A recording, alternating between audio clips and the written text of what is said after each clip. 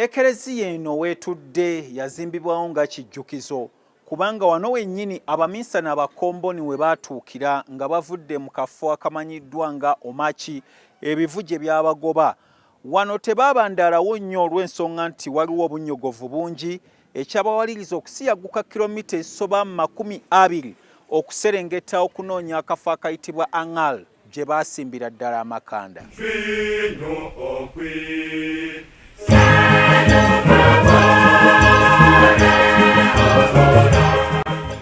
Okutuuka mu kafo ako Angal, oluguudo lw'oyitiramu si kulimbe nti lukuwa emirembe kubanga si lulungi. Nga tutuuse twayaniriziddwa enkulaakulana eyasookera ddala mu mambuka ga Uganda. Abaminsani aba Comboni eno ye Ekeleziya gye baazimba okusobola okutandika omulimu gw'okusaasaanya eddiini mu kitundu kino. Era wano baayanguyirwa nnyo okutuuka mu bifo ebirala nga Lira, Gulu, Zombo ne Arua.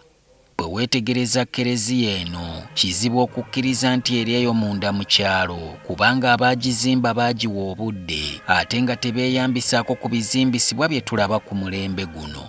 Yazimbibwa mu nkola eri eya Ekeleziya ezaasookawo ekyongerera ddala okukulaga nti eridde ebisiibo ebiwera.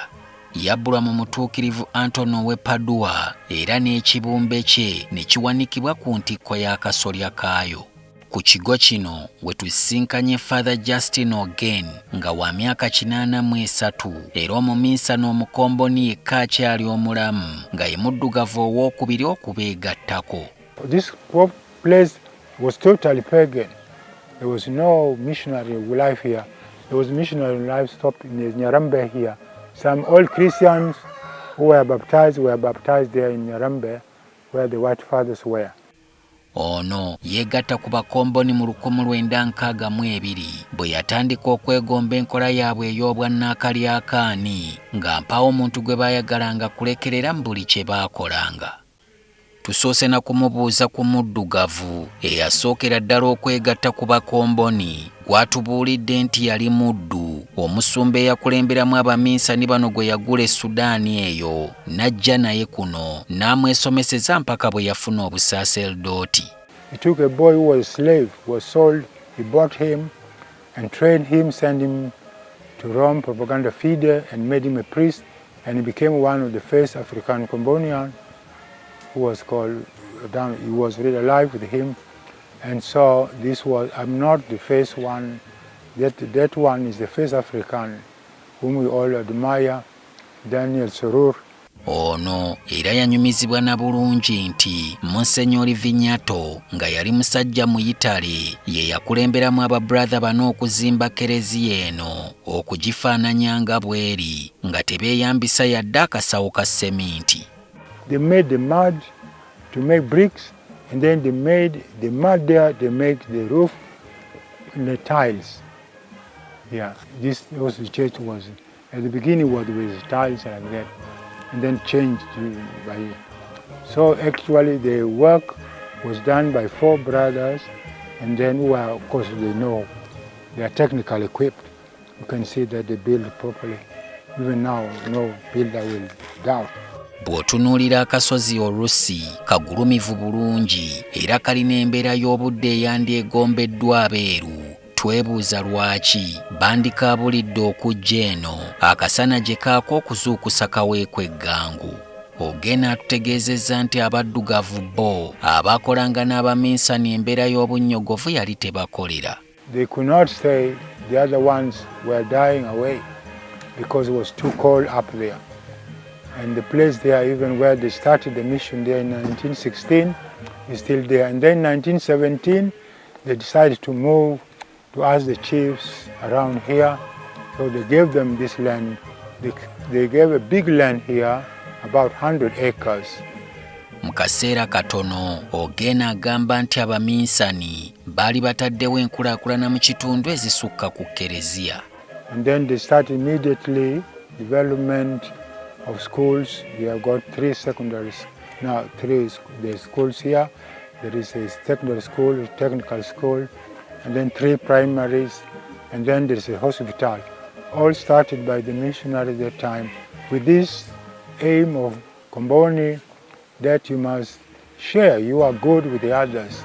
Mu mwaka gwa 2017 Keleziya eno yaweza emyaka 10 era ng'omusaalaba guno gwe gwazimbibwawo ng'akabonero k'ekijjukizo. Father Robert Ochola Lukwiya atulambuzza ensonda n'enkinzi za Keleziya eno wabula nga naye yeewuunya banno omulimu gwe baakola. The church, as I was saying from outside, when you come inside, see it's a monumental building, a beautiful, a large church that takes up to 700, even squeeze sometimes up to 1,000 people come here to worship God in this church.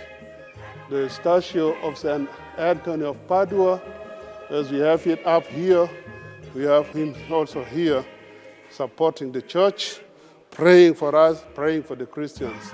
Newankubadde Keleziya yabbulwa mu mutuukirivu Ntoniyo ow'e Padua, abeeno omujulizi wa Uganda Atanansiyo bazze kuketta bo gwe beesengereza okubawolereza eri Omukama. Ebweru eriyo n'ebidde eby'enkola enkadde. Father Ochola byatubuulidde nti byabatonerwa Abakristo okuva mu katundu k'e Padua mu Italy, omutuukirivu Ntoniyo gye yazaalibwa. The bell tower with 2 bells, all this donation from Padova itself, Padua as it is called in Italian, where our saint, the patron saint of this parish, of this church, lived and worked, died and buried.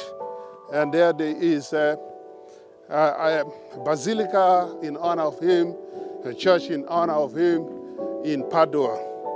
Tubadde tulowooza nti abaminsani baakomaawo, wabula ono atulaze n'ennyumba we basula ey'ekigo nga nayo yazimbibwa bakulu abo nga beeyambisa kadongo.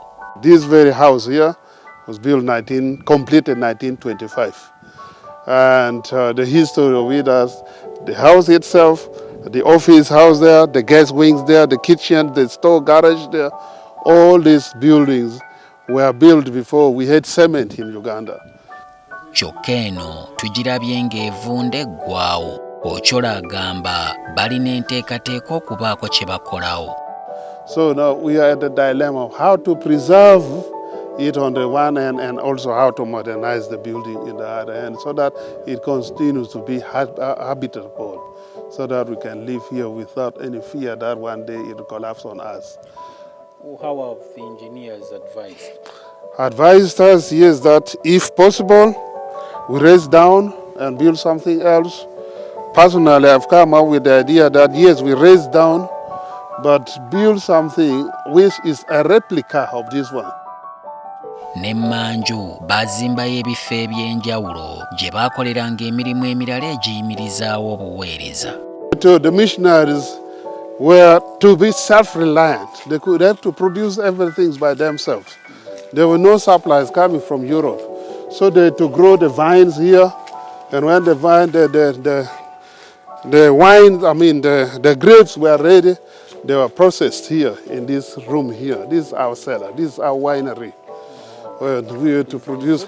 Atulambuzza n'ennimiro endala erimu ebibala bye bazze balimu okumala emyaka 10, gamba ng'emizabbibu mwe baakamulanga envinnyo, emicungwa egitali gya bulijjo n'emmere endala.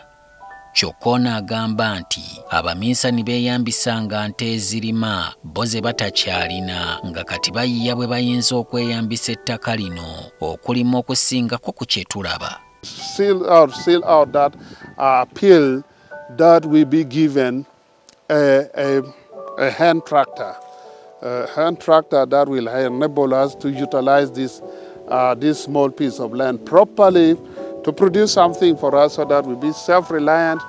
Bw'olaba ebirungi enfoffoola ebiri mu kifo kino tolema kwebuuza lwaki Nebbi bw'efuulibwa essaza si kye kyalondebwa okubeera ekitebe ekikulu.